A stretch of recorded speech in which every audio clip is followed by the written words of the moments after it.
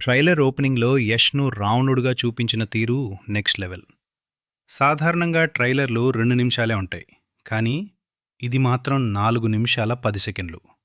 ఓపెనింగ్లోనే యష్ ఒకే కిక్తో భారీ తలుపు బద్దలు కొడతాడు. నేనే మీ కొత్త కింగ్ అనే డైలాగ్తో ఎంట్రీ ఇస్తాడు. మొత్తం 4 నిమిషాల ట్రైలర్లో యష్ రావణ పాత్రకే దాదాపు 40% స్క్రీన్ టైం ఇచ్చారు. ఒక్కడే మొత్తం సైన్యానికి ఎదురుగా నిలబడే షాట్. అగ్రెషన్, స్ట్రెంగ్త్, స్వాగ్ అన్నీ 10.10 లెవెల్లో ఉన్నాయి.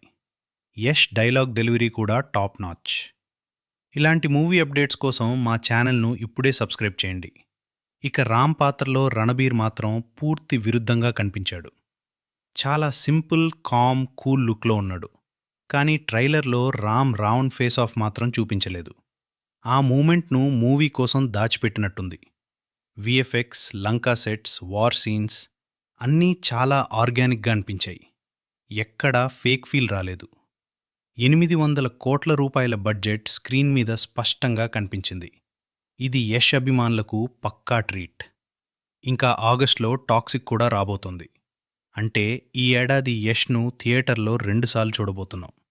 దీపావళికి రామాయణం పార్ట్ 1 రిలీజ్. మీరు ట్రైలర్ చూసారా? కామెంట్లో యష్ అని టైప్ చేయండి. ఫుల్ ట్రైలర్ బ్రేక్డౌన్ కావాలంటే ట్రైలర్ అని